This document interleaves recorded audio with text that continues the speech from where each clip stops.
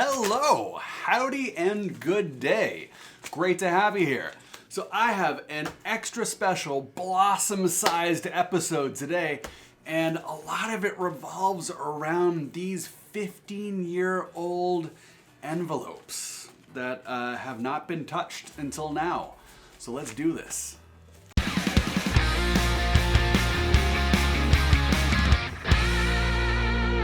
Hey, so today we're going to be talking about passwords. I know. You're probably not overwhelmingly excited right now. I get it.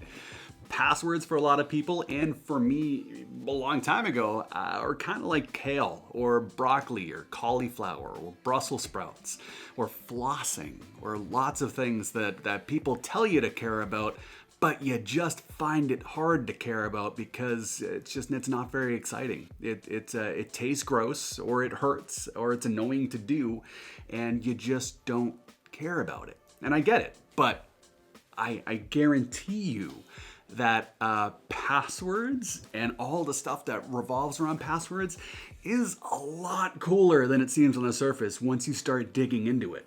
So I told you that these 15-year-old envelopes were going to be playing a part in our video today. You know, I bought these things like 15, 17 years ago because I thought having envelopes and a whole crap load of envelopes, especially envelopes with little windows, was a very adult thing to do. And I decided at that point I was going to be very adulty, and I got a whole bunch of things that I thought adults got. And as you can see, these weren't that useful. I probably used them maybe 5 or 10 times. I billed clients with them, and I thought having a window made my letters look more official and professional. And I don't know, maybe they did, but I clearly did not bill too many people. But anyway, today we're going to be using these to symbolize websites. So, if we were to use the same password for every website, let's say our username was something like Jared and our password was something like Hunter2, which is a very, very good password. We use that to sign up, and then that website stores our username and password in order to recognize us in the future. Now, if we were to use that same password for all these same websites, then as soon as one of these websites got breached, these windows are not super useful for this particular metaphor, but we'll ignore that for now. But let's say one of these websites gets breached, as websites have been known to do, then an attacker who breaches it gets my username and password. And then with that, they can just go through every single one of these other websites and get whatever they want out of them. Now, you might be thinking, is this something that actually happens? Does somebody actually go through and take usernames and passwords like this and try them on hundreds or thousands of other websites? Yes. This is actually one of the biggest types of attacks that exists nowadays because of how many people reuse passwords. The attack is called credential stuffing. If you haven't heard of it before, credential stuffing is basically just taking previously used usernames and passwords, credentials, and stuffing them into a whole bunch of other websites to find out who's exactly using the same username and password. And then once those sites have been broken into, then targeted fraud rolls down from there. If you want to see this yourself, you can actually just Google whatever service name you're interested in, followed by account checker or just checker alone. So let's say, I don't know, I wanted to check millions of email addresses and passwords against a service like Netflix. Let's search for Netflix account checker. Actually, look at all the autocompletes too. Netflix account checker Xslayer, Netflix account checker download, web-based, proxy list. You'll find a lot of things referencing proxies because you'll need to make it look like your traffic is coming from all over the place in order to check all these accounts. So let's see, Netflix account checker. Netflix account checker, first click. altervista.org. Ah, checking our browser to make sure that we're legitimate traffic before we can download this. That's good. Oh wow, this is web-based. That's good. Okay, you just paste in usernames and passwords, put in a bunch of proxies, and then see what works. Well, that's interesting. So you can also search for something like a combo list checker. Combo list is a term that is used for a text file that contains usernames and passwords in a consistent format that can be used as input to one of these account checkers. Now, as these sites get breached, the credentials that eventually get spilled from these breaches end up being distilled on these combo lists and then distributed or sold on the dark web or publicly until the value is extracted. And actually, they stay around forever and then end up in these aggregate dumps that we see over time. Now, if you're questioning whether or not this is actually something that is legitimate or actually does happen, you can Google this stuff yourself. Or actually, you can search something like Twitter for the term combo list, and you'll find tons of people engaged in the sharing and selling of combo lists right now. You can check it out on Twitter. We can just search for combo list, and look, we've got paste bins of, let's see what combo list we get right here. Okay, we've got email addresses and passwords. 104,000 entries on this combo list with Hulu, Netflix, Twitch, and mail access. Another 6.5 thousand entry combo list. These are all over the place. You can find hundreds and of thousands, if not millions, if not billions actually, of previously breached usernames and passwords extremely easy on the internet. You tie these together with these account checkers, and every single one of your sites that is reusing this password is going to get cracked. And then whatever you have stored in there is going to be exploited, and you are going to be subject to fraud. But not many people actually reuse the exact same password over and over and over again. They might do something like this. They might have a vast majority of sites that use the same junk password, things like forums or mobile games or things that just really aren't that important. And then they'll have a number of slightly more important sites that have your credit card information on them. Things like Walmart or Target or maybe an airline or something like that. Stuff that you buy and you want to be a little bit more protected.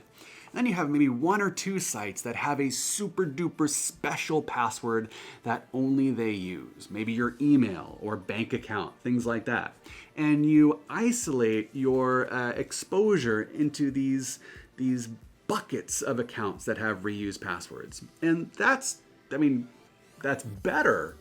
But the problem is that we're seeing so many breaches that it is inevitable that one of these companies is going to get breached as well, which is going to exploit all of these. Now, for sites that are extremely important, so let's say banks or email like Gmail, I'm not overwhelmingly concerned that they are going to have their credentials breached, and you have to have credentials stored in a poor manner in order for a breach to actually spill your credentials.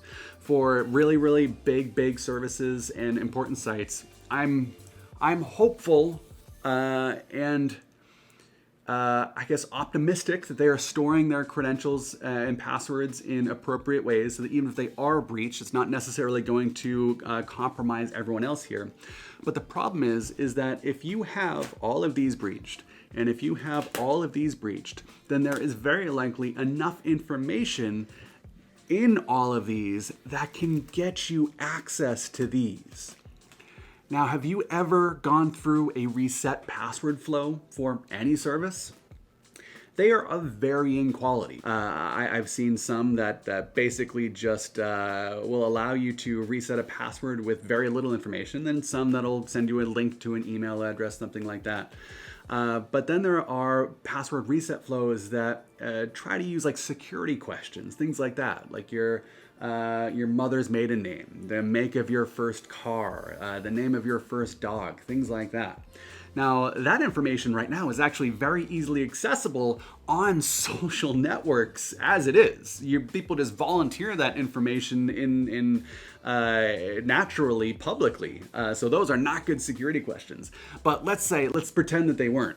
It's very likely that one of these breaches or one of these accounts somewhere has that information in it, and that information can be used to get into other sites. Or maybe, probably not here, but maybe in this semi-important pile, you have something like your cell phone account.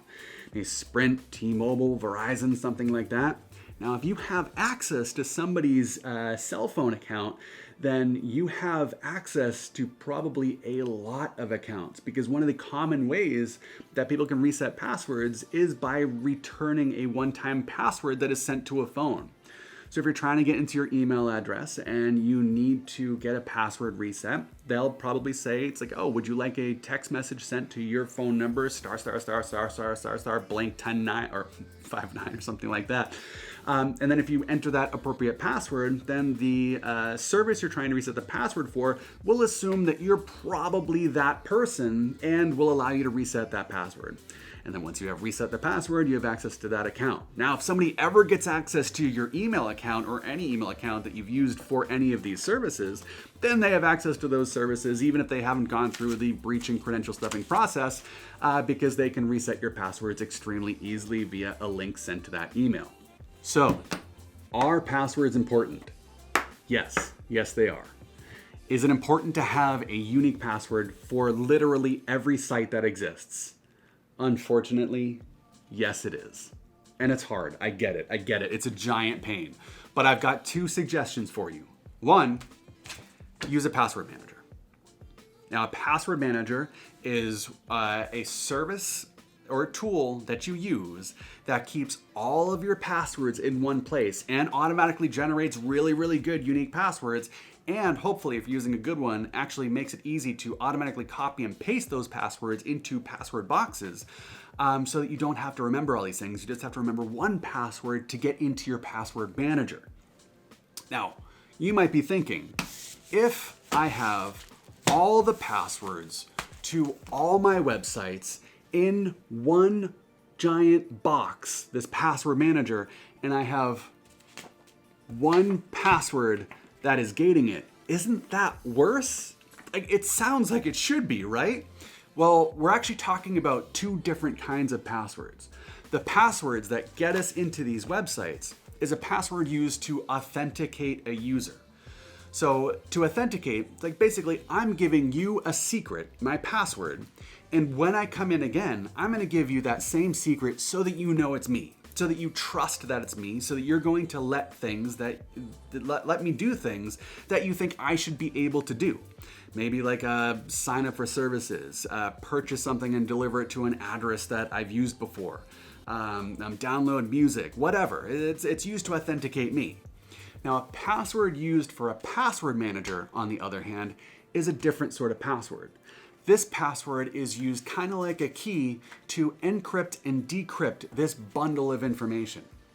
Now, encryption and decryption is kind of a complex topic. No, it's not even kind of a complex topic. It is an extremely complex topic, and I'm not at all experienced enough to talk at depth about it. But I can use fun metaphors. So encryption and decryption, for this particular example, is kind of like taking a book. This is a book appropriately entitled Code. Now, if I were to use a key to encrypt this, that would be similar to ripping out every single page here and cutting up every single word and putting it into a giant bucket. All the information is there. If you know how they all get put back together, you'll be able to understand and read this book, but it's very, very, very difficult. So difficult that it's actually pretty much impossible. Now, my key is basically a process that allows me to magically shift all those words back into the pages and all those pages in the right order so that I can read this book again. And that is what a password is used for encryption and decryption in the purposes of a password manager.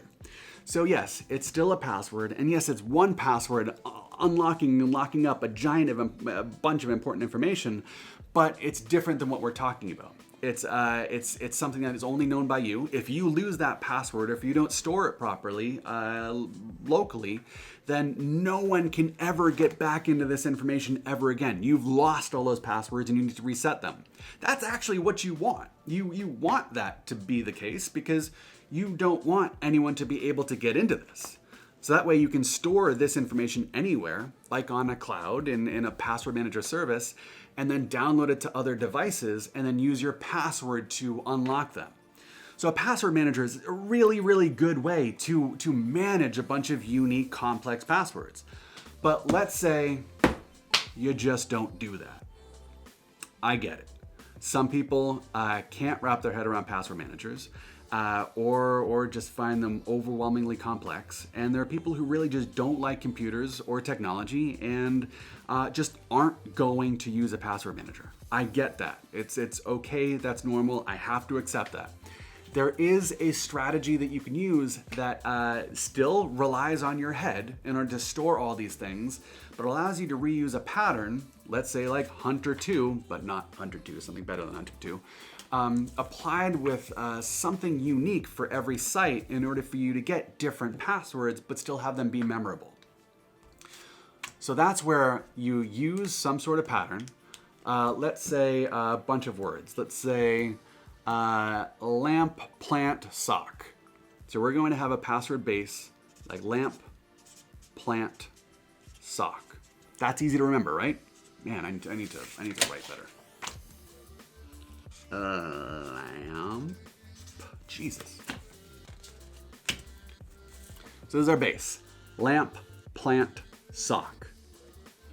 Now what we can do is add something unique for a site that we're entering a new password in that allows us to change this up for every site. So let's say we're using something like Facebook. We're signing up for an account on Facebook. We could prepend Facebook. So now our password is Facebook lamp plant sock. Now this goes far in making our passwords unique from site to site, but this is also very predictable. If somebody does actually see this, or has a program that accounts for this sort of pattern, then it's going to be easy to predict what your password is going to be for a site like twitter.com. It's going to be Twitter lamp plant sock. So you need to find a pattern that allows you to have some sort of variability that only you know.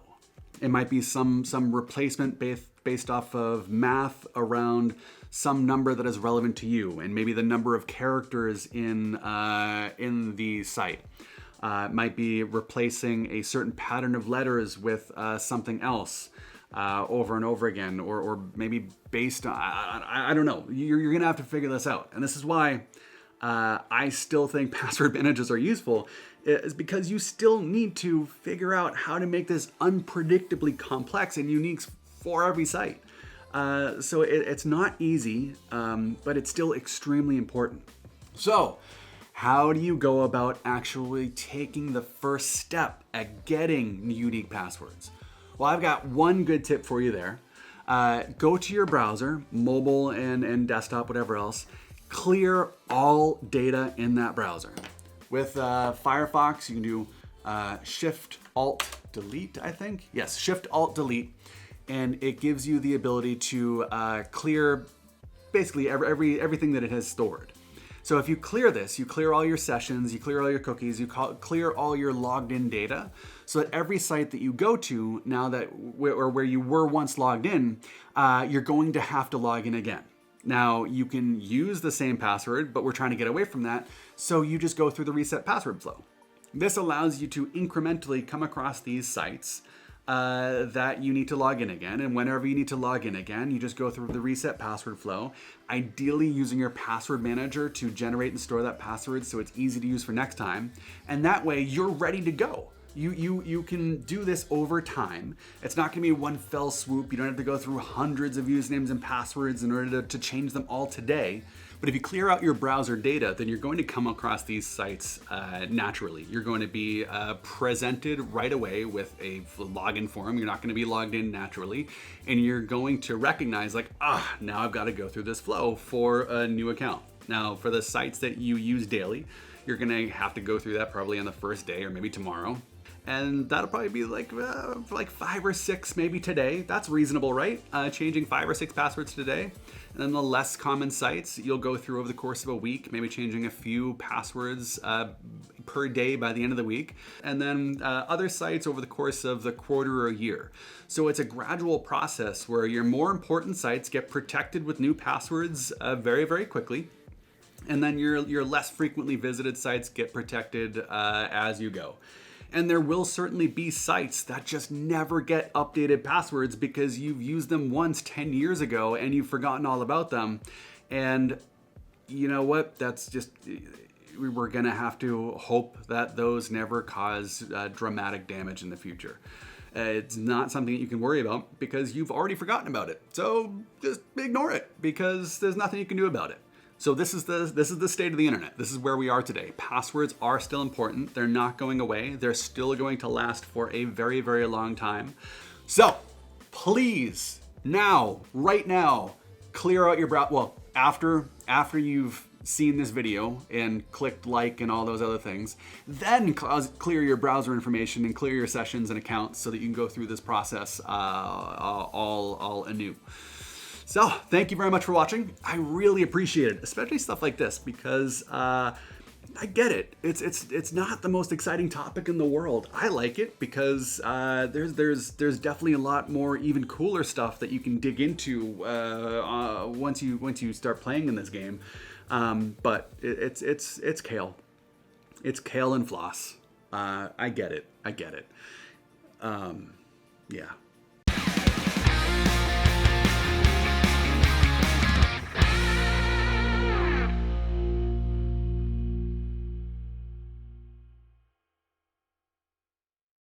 If I can make kale and floss more interesting, please give me some feedback. What about this video? So if you got to this point in the video, then something about this video must have been interesting enough for you to watch it. If you got here, please leave me a comment. What was interesting? What did you find interesting that kept you here? And what would you like to see more about? Because I could talk for hours on this stuff, and sometimes I just need a little guidance. Let's check Twitch account checker. Oof, that is a vile name. Oh, this is, I can't do this. No.